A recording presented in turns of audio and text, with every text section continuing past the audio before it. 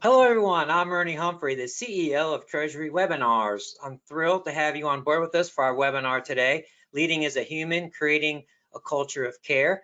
Also thrilled to have as my co-speaker, my good friend, Archie Messersmith Bunting. He's the founder and CEO of Archie Cares. Have to give you a little bit of background and motivation for our webinar today. For finance and treasury people, this may seem like it's a little bit of a unique topic.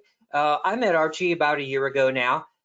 We were in Miami having a great time talking the whole week about how to create a company to end suicide. So that was quite a joyful experience. Oh, now in all seriousness, Archie and I spent a lot of time talking about things, talking about anxiety, depression, suicide, feelings, and things that I've often hidden in my personal life. So I decided to stop doing that. But then I also got to thinking, how can I bring some of the things that I've learned into professional life? So how do we bridge the gap? And so one of the things that we're seeing quite a bit, which is past due, is how to be a good leader. And I always say, be a human, not human, be a human 24/7. And so that's really going to be the focus of what we're going to talk about here. Before we dive into the content, let me once again thank Archie for taking his time to join us today. And Archie has an amazing business where he offers some amazing in-person and virtual content to help individuals, universities, corporations teach people how to create a culture of care, understand, interpret, and just be a good person in general. So Archie, give us a little bit about what you do at Archie Cares before we get started here, my friend. Sure, sure. Well, first of all, thanks for having me. And for anyone who's ever been to an Ernie webinar or knows Ernie, I may be the only human that might be a bigger That's personality than right. Ernie. So y'all better buckle up, There we go. because this gonna be a good one, Buttercup. So as you said, my name is Archie. This work is extremely personal to me. I'm one of the 51 million Americans who have a diagnosed mental illness. I also am a recovering drug addict and a person that once believed that suicide was my only answer. And so I share all that from the very beginning to let you know that my life experience informs my work today greatly. As Ernie said, I'm blessed to be able to work with colleges, universities, and corporations at this point all over the world to help them better understand feelings, what it means to learn to lead with feelings. I believe that we are feeling beings, and until we figure that out and until we learn to accept that, there's going to be a bit of a struggle, and so I help people not to struggle as long. So I'm excited to be here and excited to share some research I've done and some work I've done to be able to help you support your humans. So that's a little bit of who I am and what I do. All right, thank you, my friend. So here's going to give a little roadmap for our journey today. Obviously, Archie and I are friends. We're going to have a little bit of a fun, less structured conversation, but that's what we're both all about. So we're going to start with happiness, right? We'll talk about personal happiness versus professional happiness. And so for most people, unfortunately, those are two really distinct things. And I've managed to, after a long journey, figure out how to be happy in both places. So how do we marry those together? And then we'll talk about a positive mental health workspace, what that looks like. And then maybe the most important session on a personal level for you, we're going to make you look at your feelings now. You have your tissues ready, how to manage your feelings of anxiety. And so to really be an effective person at providing a positive mental health space, you need to know how to put yourself in that health space, right? People lead by example. So they see you, if they see you're unhappy, you dread work, that they're going to feed off that. And then we're going to offer you some takeaways. Of course, as always, Ernie's going to offer you some statistics and surveys because we're finance professionals. So I think we're going to have a good back and forth. Ernie's going to give it to you from the little quantitative finance perspective, and then we'll give you Archie's perspective, which is much more applicable. I think you'll probably resonate with that, but we have to give you what you want, which is statistics. So let's talk about, let's have a polling question since you all want to do that. So let's just set the stage here a little bit for Archie and I, right? As we talk and focus, especially for Archie, don't worry, this is a poll I'm not going to share with anyone. Just take a look in the mirror, right? Do you think you spend enough time on your emotional well-being? Even people like me, who are a little bit, self-centered and into it a little bit. I don't think I do. So, don't be afraid to do that. So just kind of get you thinking. Let Archie and I level set a little bit. So I'll give you guys another couple seconds. You guys are doing an awesome job in doing voting. And please share, that's what we're all here for. So hopefully you feel this is a safe space. Definitely this is a safe space. So let's go ahead, give you a couple seconds, and we'll go ahead, take a quick peek here. All right, let's go ahead and share the results real quick just to see. Looks like we've got 27% agree, which to me says that you're being honest. So thank you for being honest. If you agree, I'm very happy for you. So hopefully you continue that, and you might be able to share with us later how you've been able to do that during the pandemic. Don't think about it. I think it's something that everyone would do well to think about, and not as much as I should. Hopefully we're going to motivate you to show you that you have plenty of time to do that. Not only do you have enough time, it is worth your time. So let's put it that way. So let's do a little statistics here. I found a very interesting report. There's actually a report on world happiness. So cool. So just some of the reasons why people are happy and unhappy. And so happy, the top reasons are enjoyment, laugh, learning, doing something interesting, which is really important for us in our professional lives. So we need to demand that. We should get that for ourselves. Social support, generosity, giving. Glad to see people are happy. And then just overall freedom, of course, in the geopolitical environment, freedom to be what, think what you want, do what you do. And so I'm truly blessed to be able to say what I want, the way I want to wear a yellow suit if I want to, with my glasses, and be myself. So that's pretty interesting. So let's just do that. We'll get to Archie. Don't worry, I'm going to let Archie talk. I know you don't want to hear me talk. All right. So why people are unhappy? General sadness, worry. I think that's where I find myself quite a bit. We get in our heads. And so when I talk to people on a soft skill level and I see executive coaching, and I'm not a huge fan, but I say most of you, I can tell you, get out of your own way. That's not that easy, but that's usually where people get stuck. Anger. And so there's a fine line for me. If we want to pivot, depression and anger are very close together. So for me, my switch between anxiety and depression goes to anger, which is not right. So if I've ever taken a bite out of any of you unintentionally, that's probably why. And then stress. So that's like the science of it. So Archie, why don't you just go ahead and jump in here and give us your take on why people are happy? So also think it's important for people because you listen. So also I should say I'm dyslexic. So numbers are terrifying to me, terrifying. For those of you who maybe don't live in the feeling world like I do, so I think it's important to know that happiness is an emotion.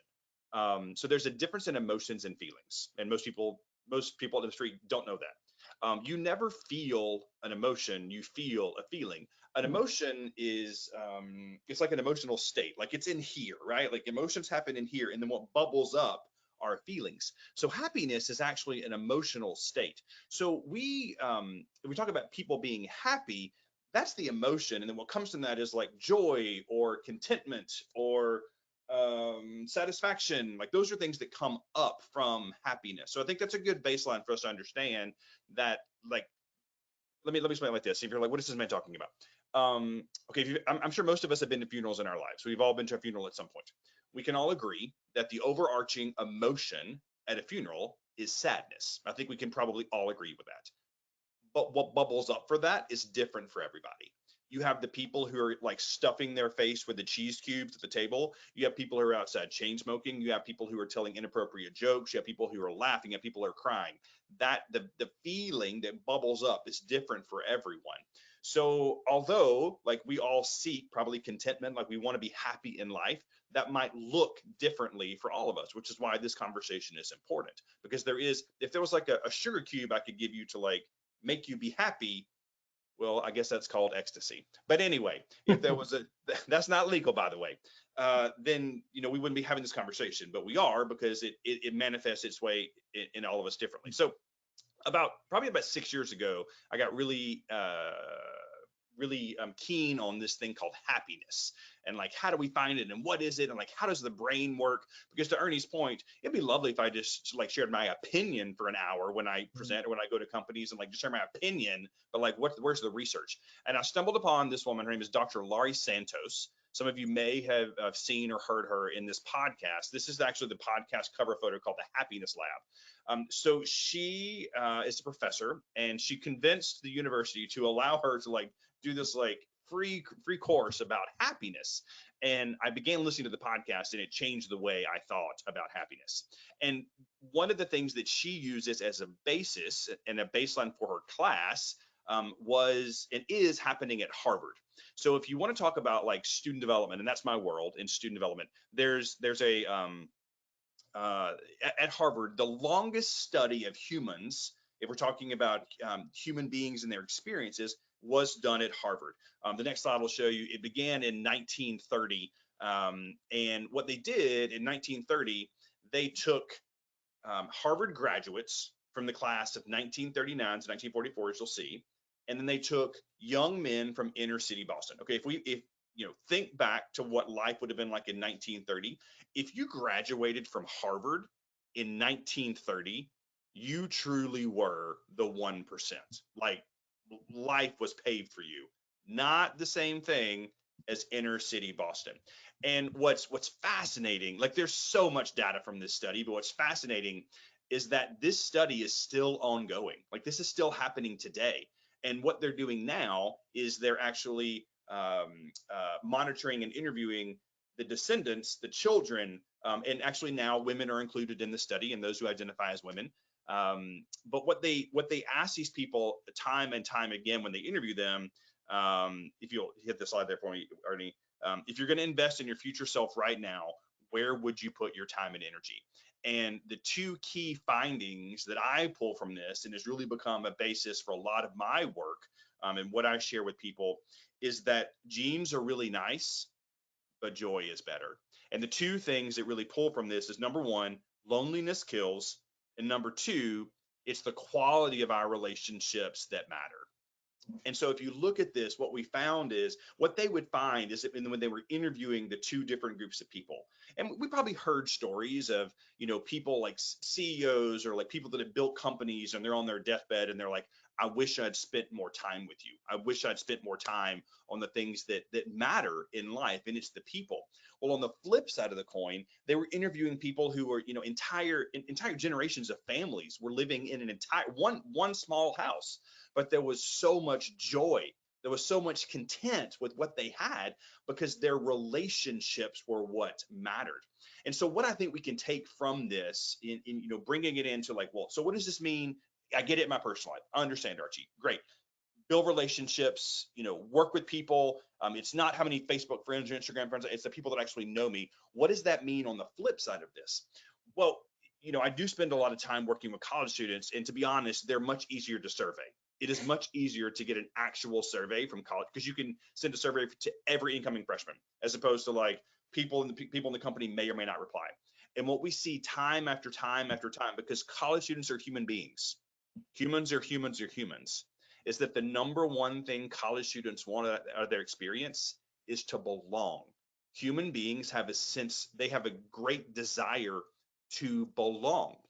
So if you've, I don't remember the WeWork craze. I don't remember that happening. I think it was right before my time. You might have seen the movie on Apple, the show We Crashed, and it's drama, you know, the dramatization of WeWork.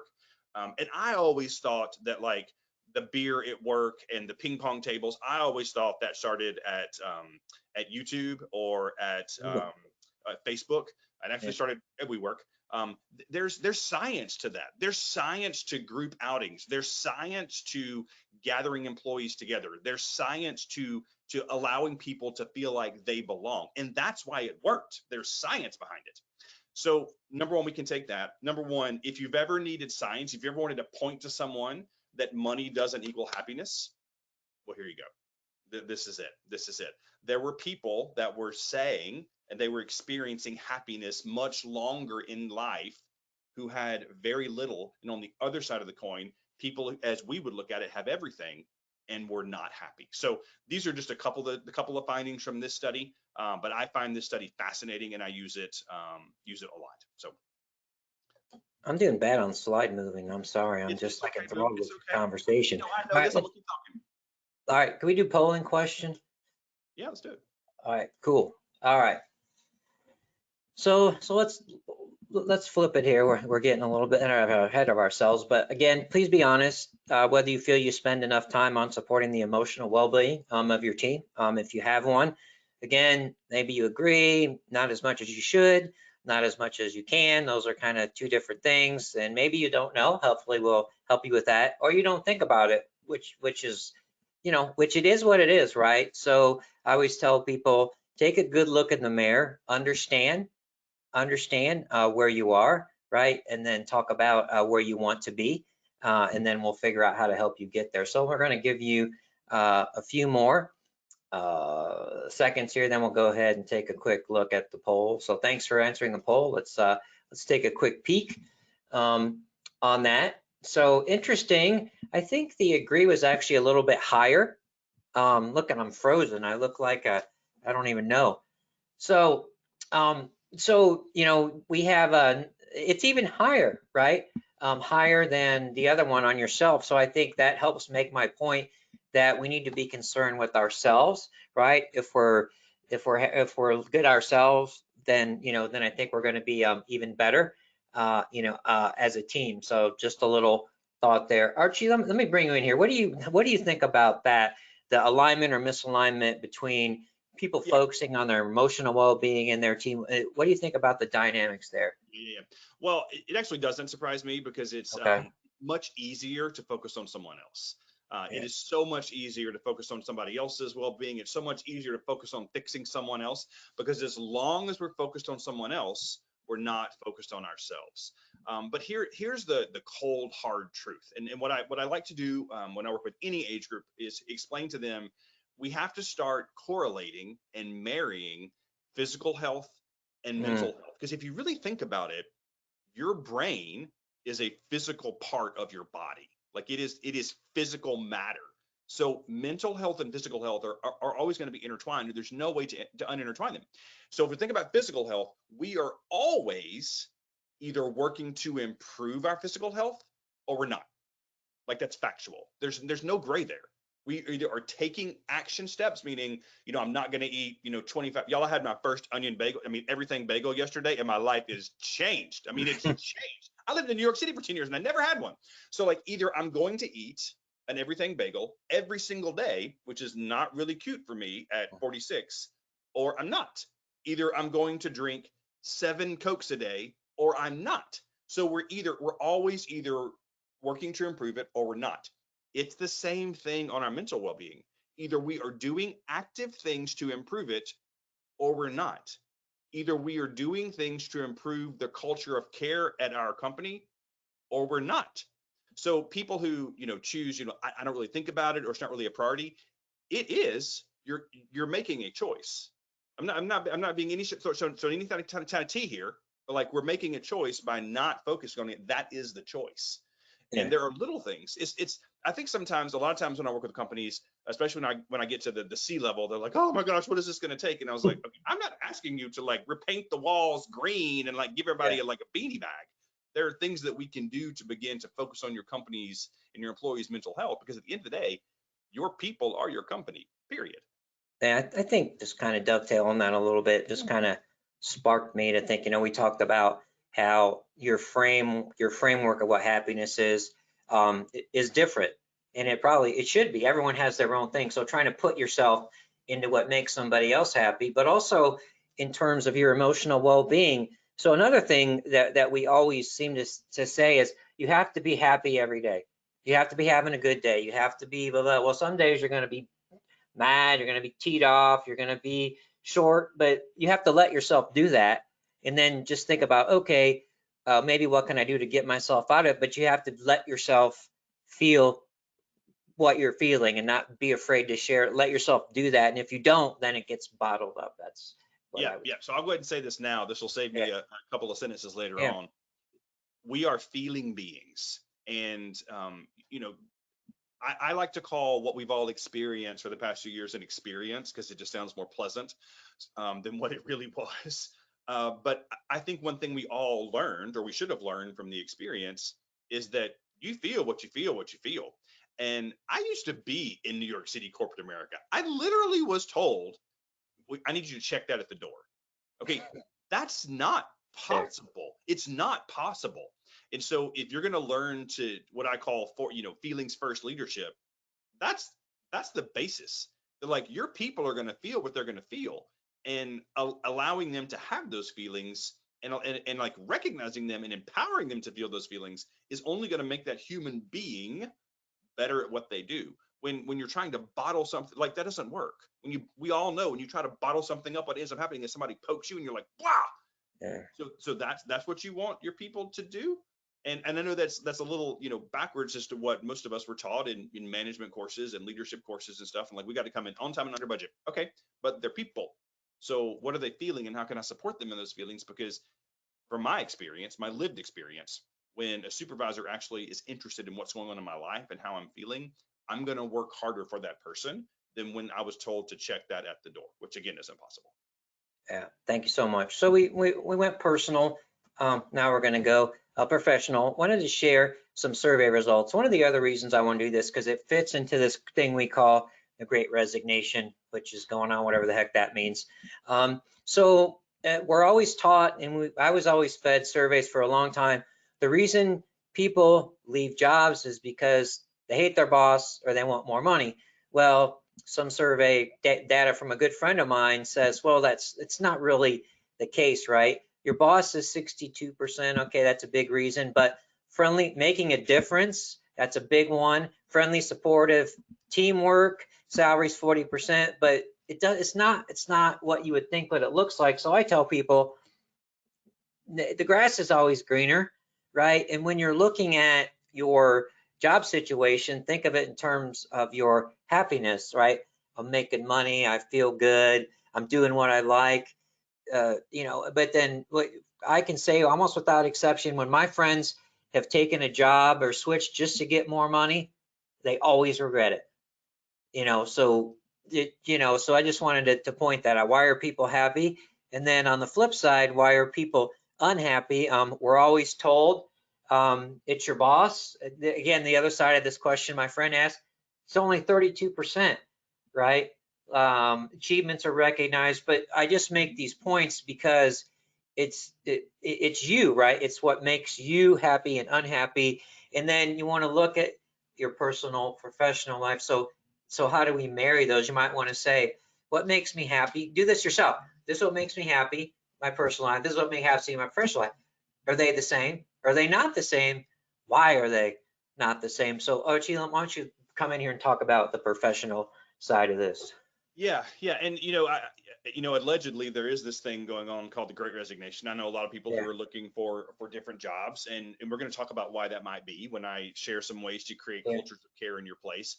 What people are realizing is that number one, to a lot of companies, they were expendable, and they didn't really feel that way. They felt like, I commit, I get in there at 6 a.m. and I leave at 7 p.m. and I work on the weekends. Well, at the end of the day, a business has to make money. And so in lack of money, well, then people got let go. And so there were a lot of feelings. I talked to hundreds of people during the pandemic, during the height of the pandemic, of these feelings that they were feeling that they've never felt before. And pre 2020, there are plenty of surveys, there were plenty of statistics talk about how much more time we would spend with people we work with in our family, which is factual for most of us.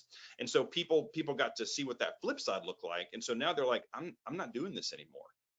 If X, Y, and Z company is not going to value me as a human being, as a feeling being, and my desire to spend time with my family, then I'm going to go do something else. And even if that means I have to take a little less money to be able to do this thing, I'm going to do that.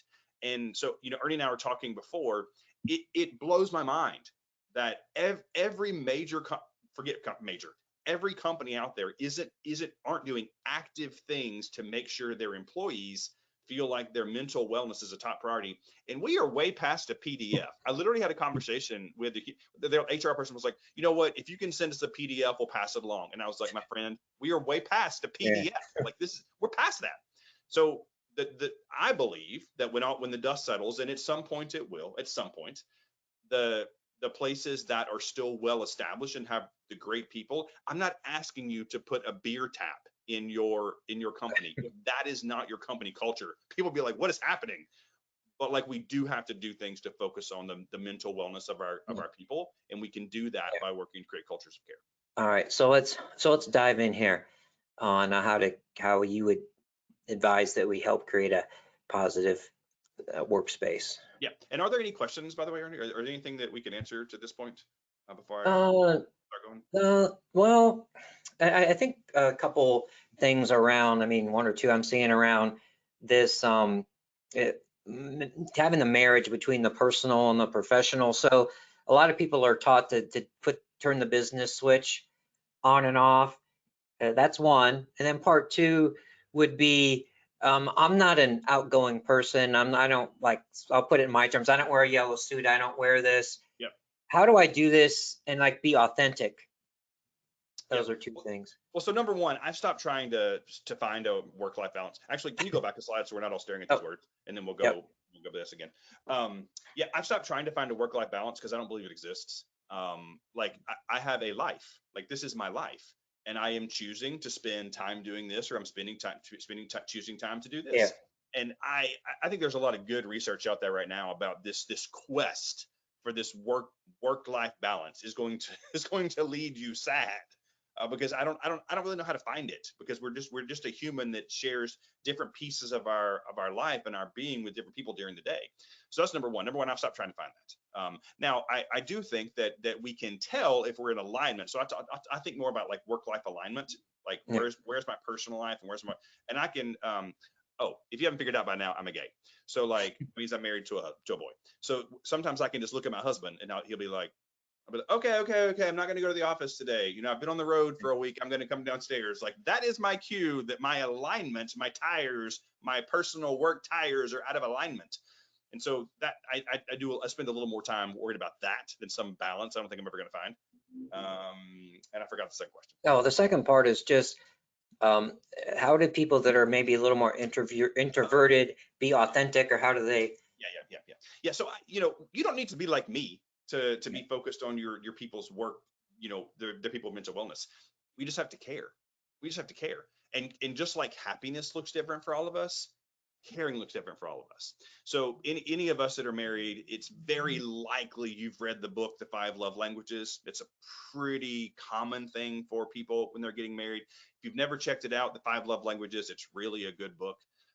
If you're not a religious person, you remove that piece of it. It's still, I think there's even one for the workplace that the author removed the religious piece from. My love language is gifts. That's the way I give and receive love, which is pretty bonkers for a guy. I'm in a very small percentage of that. And so that's the way that if I like bake you something, or if I make you something, or if I send you something in the mail, like, that I'm a real big fan of yours. Like I care about you a lot. Well, other people show care different ways. My husband's love language is quality time, which drives me bonkers, because I'm like, I don't want to just sit here, but like that's his love language. And so we have to figure out that as well. So my point is, my husband is the opposite of me. He's into sports and he is not very loud and bubbly at all. So he shows care a different way than I do. And that's okay. It's about how are you showing care, and the fact that you're showing care is what matters. All right, let's get into culture of care. So I'm not going to give you everything, y'all, because this is my livelihood, but these are some 5 tips that I believe you can begin to do today if you are interested in working towards a culture of care in your workplace. Number 1, is employee mental wellness really a priority? Like really? And that's one of the first questions I ask.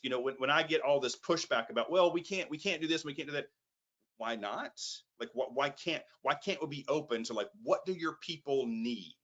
And so I think that's and when people say, oh, that's an HR issue, that's my first sign that we got bigger problems. Because if HR is the only place in your company that I've been told that is actually concerned about the mental wellness and the mental well-being of your employees, we have a bigger problem to solve. And so we have to start there. Number 2, you got to model the way. Like, I'm not even going to share the numbers about how many PTO days are just constantly left on the table. If you're a manager that manages people, when you go on PTO, you need to go on PTO. And you need to do that. Like when I go to therapy, back in the day when people, I go to therapy, PS. When I used to have a team, therapy was on my calendar. It wasn't like hidden. It was like, this is when I'm going to therapy. I'm doing this to take care of myself. One of the last jobs I worked at, there was someone that was like, hey, can I come in a little bit late so I can go to the gym? And the answer was no. And I was like, what are we doing right now? Like, we work all the time, and this man has children. Like, he needs to be, like, let him go to the gym. So like, we need to model the way, and that starts at the top. So if you manage teams, if you make an effort to put your mental wellness first, if you make an effort when you step away to say, hey, listen, I'm stepping away. I used to work on a college campus, and I was like, if there are police sirens or blood, call me. Otherwise, don't call me. Don't call me. Like, you have to model the way down, whatever that looks like for you. A lot of us have built up a lot of self-importance in ourselves. A lot of us have also built in processes that require us to constantly be on. You need to look in the mirror, because that process you put in place is on you. And like, does everything have to go through you? And if it does, why? Why is that? My third point, and this really became clear when people started going back to work. And so my question to you is, did you hire a person or a costume? And if you hired a person, why all of a sudden, after all of us for over a year, we're pretty from here up, and then down here we're like shorts and sweatpants? It was like, when we back in those three-piece suits, women need to be in those stilettos. We got to get, why? If we're not a client-facing company, listen, I understand there is some research, that talks about performing better when you are dressed a certain way. Well, there are those of us that is the opposite. I don't do suits. That's not my thing. And when I get in a suit, I feel like somebody else. I actually perform better dressed like this. So for those of us that have decided that, like, this is what a professional is, who made that decision and why? And so, are you hiring costumes or are you hiring people? And for those of you that are hiring costumes, I hope you win the Tony with all my heart. Fourth, there, when we get together, and I'm gonna pick on the dudes for a second, especially people like in sales or people that are trying to bring in things. We love sharing those wins. We love sharing them. Well, I got this client. Well, I got this. Well, my client was this big. Okay, that's not helpful. It's not helpful in any way. The research shows that sharing gratitude is much more effective. And so if you're going to have these team huddles, if you're going to have these team meetings, if you want to actually focus on your feeling beings that work for you, share gratitude. And it actually probably shouldn't be about work. Like, what are you actually grateful for? And there's science to this. The science tells us that if you begin, and what this does is, it, like, let's say you're the team leader and you're like, we're going to start sharing gratitude. When we get together, I know we used to share wins. I want you to share something you're grateful for. And then you start and, like, actually share something you're sincerely grateful for. And don't let it be like, I'm so grateful that we increased our revenue. No.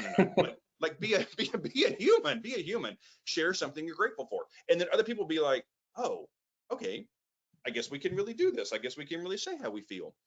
That could inspire that person to actually begin reflecting on gratitude in life. And what we know about reflecting on gratitude is that if you reflect on gratitude, if every morning you get up and while you're making your coffee, while I'm making my son's lunch, if you reflect on the things that you're grateful for, you actually rewire the way your brain sees the world. It's science. And in life, we're always going to see good and bad. I think all of us, let's remove the politics. When we turn on the news and see what's happening overseas, that is bad. Like, that makes my heart hurt. I'm always going to see that. I'm always going. Well, my son this morning, when he got up and put on his little Spider-Man outfit and his bunny ears to go to school, I'm always going to see the great. But you know what? I stopped seeing the eh. My brain doesn't see the eh anymore, because I've trained my brain to focus on the good. So I encourage you, in your team meetings, share gratitude, not wins. And then my last thought for you, and I shared a little bit about this before, and I'm happy to answer questions about these if you have them, is really focusing on feelings first leadership. And you'll see I'm working on the trademark for that, so don't be coming for me. But one of the things I shared before is the way that you approach your people, and knowing that, like, you can't check feelings at the door, you can't check that at the door. It's not possible. The other thing that we can all do right away is change the way that we greet each other daily. I'm going to bet that most mornings, If you work in a place that is in person again, you're like, hey, good morning, how you doing? How you doing? Hey, what's up? How you doing? How you doing? Like, good, fine, good, fine, good, fine. Okay, that's some BS, because number one, fine isn't a feeling, and no one is fine right now. No one, no one. And so instead, as you'll see on the next slide, what I encourage people to do, and what I encourage you to do, instead of saying, how are you today? Start saying, how are you feeling today? What's going on? Now, does it take a few more seconds? Absolutely it does. But you know what it does? It gives people permission to be people, Now, listen, I've talked to a lot of people, and some people have said, Archie, I'm never going to say, how are you feeling today? And I'm like, okay, great, fine, that's fine. If you're going to keep where they're like, hey, good morning, how you doing? I'm like, I'm good. At least be like, are you really? Are you really good? Is everything really okay? I worked with one company and they decided to do like thumbs, which was fine. You know, like I'm here, I'm here, I'm here. But at least if somebody did the down, they were like, okay, you need to talk because I'm happy to listen. I don't care what level of the company you are. People are people are people are people are people. And by giving them a chance to be people, and by you stepping forward as a leader and a manager or a team lead or C-level and saying, I'm concerned about my people and I want to make sure they're okay first, that is going to allow this culture to begin to be built where people know that it's okay to be themselves and it's okay to share what's really going on. So those are 5 things that I believe you can begin to do today if you want to begin to improve the culture of care at your organization. Thanks. Let me hop in here. So one of the things that I always say, we talk about facilitating collaboration. So I say communication first, collaboration next, and building the trust. One of the things is I say you have to get to know your people and let them get to know you. And so if you know your people, right, like you mentioned your husband, he can tell when something's off. If you know your people and they walk in and they're usually bubbly, I think some of it's just about paying attention, right? Don't walk in the office with your head down. Pay attention. Every interaction, every sight you have with someone, take that in. Just try and take that in. You might not use it, but eventually you'll see, man, John, he looks down. So I'm going to ask John how he feels today. Not maybe every day, but I need to check in. So the more you pay attention to the nonverbal and the attitudes, that's going to be really helpful in helping you be emotionally supportive. Is, there's an art to it, right? It's a science, but just being present in the conversation, I think, is something that I never thought enough about when I was in finance. I was in my cubicle and I was like, I got to get my work done, get away from me. We were taught in finance that it's a waste of time.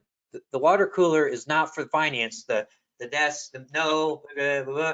And that's why I think that I'm glad Archie's with me. We're out ahead of this, and I'm not going to give up on it because we can really probably have the most impact. What if you saw your CFO was outgoing and talking and engaged with you, and then everyone's like, oh my God, the CFO, well, I can do that. It's like you give permission. Like if the seat culture starts at the top of the CEO's like, hey, and then everyone's like, oh my, I can be myself. I can do that. So inadvertently as a leader, as you mentioned, you're giving people permission to be themselves. And that's part of the power of it, I think. Yeah. And Ernie, also get asked. So I do I do mental health first aid certification for the National Council for Mental Wellbeing, and so I get asked a lot. Like, what if I see that Ernie's off? What am I supposed to say? And that question really always surprises me, because if Ernie's a big personality, so if Ernie and I are together, frequently, and then I see that he's not, why would I not say something like, hey, Ernie, I noticed in the past couple of days, man, you just seem a little dim, and which is fine. I just want you to know that I'm here. I would love to support you if I can. Like, why would we not say that? Like, people are so afraid, like, I don't want to say the wrong thing. You know what the wrong thing to say is? Not saying anything at all. That's the wrong thing. So if you're a human being and you're friendly, friends, whatever you want to call yourself at work, and you've noticed that something is different, name it, own it, and then be prepared to listen. Yeah, that's a whole nother webinar, right? Listening effectively, but Ernie's not good at that, but we already know that. So let me go back to a little science. So one of the things that I often hear about, I won't spend too much time on this, happy to have a conversation with you offline. Some of you have seen me talk about this a little bit more. Some of us need like an assessment tool. So how do we engage our team? How do we understand the dynamics of our team? Because I think in today's world, it's good. The dynamics are changing, right? Cross generations, more virtual workers, more across the globe, and getting any kind of insight you can on how people think, giving a tool to help us do that is incredibly important. And I came across this tool, which is called the GC Index. The reason I like it is it's easy to understand. It's about understanding where people have a natural energy. It's about maximizing your impact. It's not about telling you, you suck at this, you're over here, change you. It's about what is it that brings your fire, that brings your impact. And guess what? When you're making an impact, you're probably going to be happier. Guess what? When you know how to communicate with people, you can teach your teammates how to communicate more effectively with each other. And so that interaction is happy. And a lot of times people are dumbfounded, how do I do this? So I thought I would share this just really quickly. Some of you have done this with me, walk you through the index. It really is about about how you work. Of course, personality impacts it, but it's about, okay, where do you fit? Okay, game changer, reinventing the wheel, outside the box. Everyone's shocked. I'm a 10, game changer, shocking. Strategist is like, okay, how do I do this? I got this idea. Implementer makes it happen, right? It's too efficient. Polisher makes it perfect, and the playmaker kind of orchestrates the plays. And so part of the reason that I go through this is you take a look at it, you understand it, and then you might do it formally, but you might think, you know what? I don't get along with Joe. Oh, I'm a game changer. Well, Joe is an implementer. So Joe gets frustrated, right? Because I'm always out pie in the sky. So I might need to put more structure. So I think it helps leaders understand how to communicate with people, but also understand everybody's got buttons. No matter how perfect you are, beep, beep, beep, beep. I'm a good button pusher. But so understanding what people's buttons are, not to put them in a group, but just think, oh, okay, they might be different than me. Not everyone thinks like Ernie. Thank God, that would be scary. But just give you a little bit of that. And then this is my thing you've probably seen 100 times but this is Ernie's. This is what I tell people. This is what I would aspire to as a leader. This is what I expect and I demand. I deserve it. So real quick, I want an environment that supports my personal growth and my professional growth. Both of those things are related to how good you are at supporting your team's emotions, right? We want whatever good boss. I say that you're vested in your employee success, but part of your employee success is very highly correlated to their mental health and how they feel. Communication, open communication, honest, value and ethics, accountability, and then people understand their value. Isn't it amazing when it's not gratitude, right? It's like, wow, John, you really helped us out. You helped me close that deal. You helped me explain the CFO, and then it doesn't take anything, just a little comment, and you never know, that might be someone's darkest day. I want to quit, and then you're like, oh yeah, it works well on me. Anybody give me a compliment, I'm like, yeah, to the moon. People are like, how do you work with people to get them to speak with you? How do you engage people? And I say, it works with me. There's very few people that deep down really don't like some sort of compliment or something positive about them, because we're human beings. I think that's probably hardwired in us. Archie, anything in the professional space, a dimension you would add, want to comment on here? No, I mean, I think you nailed that and landed that plane. That remember from the beginning, the surveys, college students are people too. They're looking to belong. And right. We spend so much time at these places called work and employment. So the more that we can do to make people belong, feel like they belong, the more we can do to help build them up, then the more committed they're going to be to stay, and not to begin to get on Indeed or get on LinkedIn to find the next opportunity as where somewhere that might treat them like a person. Yeah, and it's the whole, just to dovetail on the belong, right? It's like people need to feel like they belong to your team. And so when Archie and I were talking about how to help end suicide, it's like a lot of times people don't feel like they belong to anything. And I came up with this. We all belong to the human race. We call ourselves the wolf pack. So the human race is a wolf pack. Your team, create your wolf pack, right? Make your people feel like they belong, they matter, and that's something that you can cognizantly do. But then once it happens, it's organic and people think that way, and you don't have to force it. It's a natural that I see John, I'm going to do this. I know something's wrong with John. the structure, you give them the structure, you give them the example, and you can sit back, and then they'll teach other people. And so helping people feel like they belong is, I don't know, it's definitely, it shouldn't be a skill, but it seems to be, especially with today's leaders, and helping people belong is something that can make any environment better, in my opinion. So, Yep. all right, So one of the things that was go important ahead. to me was to, I wanted to make sure that we gave you something. I think there used to be a picture there. Yep. Okay, so whatever. It's We'll just, it's flipping and flopping. who knows? Okay. I want to, anytime I speak to people, I want of anything, I want to make sure that you walk away with something for you.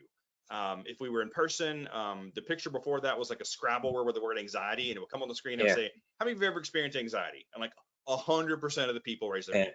Well, here's the thing. You're going to experience anxiety for the rest of your life. Like, it's just factual. Now, I'm a person that has an anxiety disorder, so I experience maybe more anxiety than some of you do. But like anxiety, you're going to experience it. But here's the thing. Anxiety is just a feeling. It's just a feeling. And so if you own that, and if you own that, like if step one is I'm always going to have anxiety. There's always going to be some, like, it's just factual. All you can control is step two. So you decide, is anxiety going to be your enemy or is it not? That's up to you. That's up to you to decide to fight it. Or, like if you're in a place and you're doing tsunami training, which is a thing, or like an undertow training, you learn to ride it out. Are you going to ride it? You're going to ride it. So I call my anxiety like anxiety wheels. I feel my anxiety right here. And when the anxiety wheels start spinning, I know I have two choices. I can either do something to spin those wheels up, or I can do something to slow them down. So I want to give you two tips that you can begin to do today to manage your anxiety. The first one is move from what if questions to what is questions. When we're in brainstorming sessions, if you're getting your team together to figure out how to do X, Y, and Z, what if questions are phenomenal. What if we do this? And what if we do this? And what about this? What about this? Phenomenal, phenomenal. What if questions are not phenomenal when the anxiety wheels are spinning? Because all you're doing is helping them spin more. So instead of saying what if, and I do this every day, because remember, I have an anxiety disorder. I say what is, and it looks like this. What is this I am seeing? What is this I am smelling? What is this I am hearing? Because what is questions do is it brings you to the present. And for most of us, the present is the safe space. Because the truth is, much of what we're anxious about hasn't happened. So we're spinning for literally no reason. So the next time you begin to feel anxiety spin, ask yourself what is questions, and then follow that up very quickly by talking to someone. Because most times in life, the worst things in our life happen right here. We have conversations with people that aren't present that never happen. We make decisions for those people who are not present that never happen. We spin and spin and spin and spin with this what if. So when you say, hey, listen, hey, Ernie, could you just listen for a second? Like, I'm going to set it up for Ernie. I don't need you to talk back. I just need you to listen. And then I get it out. What's happening in our head is the definition of insanity. We're just making things up that never happen. So when you talk to someone and you hear that come out of your mouth, my husband will often say, did that happen or did that happen in your head? To which I'll say, well, my head is a real place, but it did not really happen. Well, that allows that what you're doing is you're giving these what if things power. And so decide to reclaim some of your power. Yeah. So those are Arnie, you want to say something real quick? Yeah, I was gonna just kind of dovetail because I also have, suffered, I still do anxiety and depression, even though I want to, before I make my point, I want to point this out. So if you were to meet Archie and I and talk to us, you would be like, if you had 1,000 people who you think didn't have anxiety or depression, we'd probably be the top. There is absolutely no way in the world. And so don't ever think that's, everyone experiences it. So part of what I used to have problems in talking to people was, you're not going to understand. Well, everyone has it. So I think everyone does understand. And sometimes it's not that they understand, it's that they listen. And this is another webinar. It's like empathy. So when someone shares with you, they want you to share it with them, right? So it's a win-win situation. So having that be comfortable is a generational change. We're working on that, Archie. But how do we make that okay? How is it okay to be, okay, I have anxiety, that's okay, we can talk about it. And how do you, as a manager, how do you not just flinch? How are you need to be okay with these conversations. And that might be, I don't know, do people do training for that, RG? Because I just think some people would be like, what happens if a lot of people I know, if I said, man, I am just really depressed, they'd be like, oh, you are. So give me a little bit on how to work with that a little Well, I bit. mean, first of all, so I mean, to your point, it doesn't bother me at all. So my personal Yeah. diagnosis is major depressive disorder, borderline schizophrenia, with an anxiety disorder. I say that probably 4 times a day. It doesn't bother me in the slightest bit for you to know that I hear voices in my head. Like, I don't care, but like, this is my work. For some people, that might be like, oh, okay. But what I want to ask you is, why do you feel like that? If I told you that I sprained my ankle, would you go, oh, no? You would say, oh, how can I help you? Physical illness, mental illness, it's the same thing. We make it different. And to your point, we've been sort of trained to make it different. That's I did not grow up talking about the fact that I had a mental illness in Alabama. Like, that did not happen. So that has been a learned thing for me. But like, if we're going to manage people, you're managing people that have all sorts of things. And the only way we're going to normalize having a mental illness, the only way we're going to normalize having an anxiety disorder is by making it normal. You don't make it normal, just make it normal. So yes, some of us may need to watch our faces, but if someone chooses you, if they trust you enough in whatever role you are to say this thing, you can just start simply by saying, well, first of all, thank you so much for trusting me with that. How can I support you? Just keep asking questions. You don't have to have, you won't have the answer. If I had the answer, y'all be up in Cabo right now or Yeah. something. But like, the answer is listening. Yeah. All right.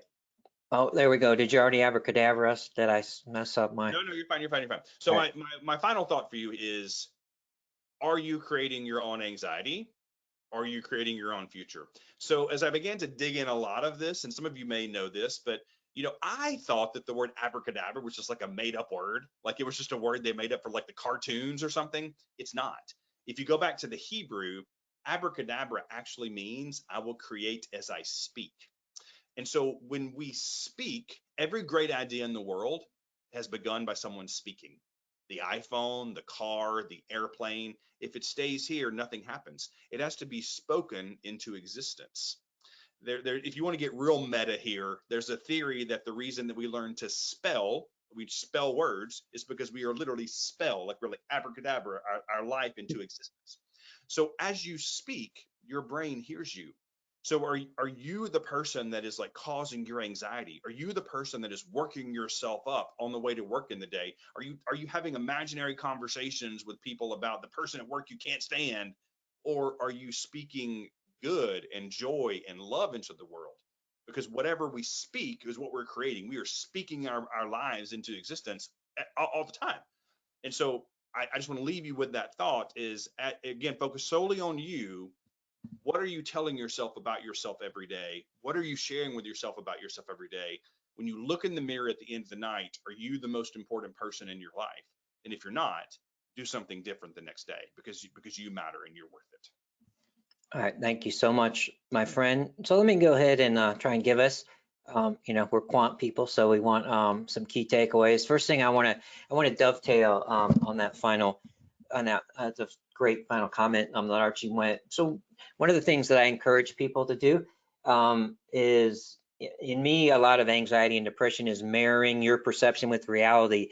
So I ask my team members and thank people that work with me, what is the biggest obstacles that you face in reaching your goals and success? And guess what? Perceived is a lot. Actual, not so much. So that's a good tip as a leader, marry that reality with the perception. So some key takeaways for it. You should invest in understanding what makes you happy, invest in understanding what makes you unhappy, right? You should invest. You have time. The more happiness you find and the more unhappiness you help yourself kind of mitigate that a little bit, the more productive you will be. You should work to marry your personal and professional happiness. On the personal side, on the professional side, be authentic. Let people get to know you. Get to know people, right? Invest in understanding what makes your team happy, and do it. Understand what makes them unhappy. Figure out, can you do anything about it? Ask them what you can help, and encourage your team members to be happy, right? In both places, say, you deserve to be happy at work.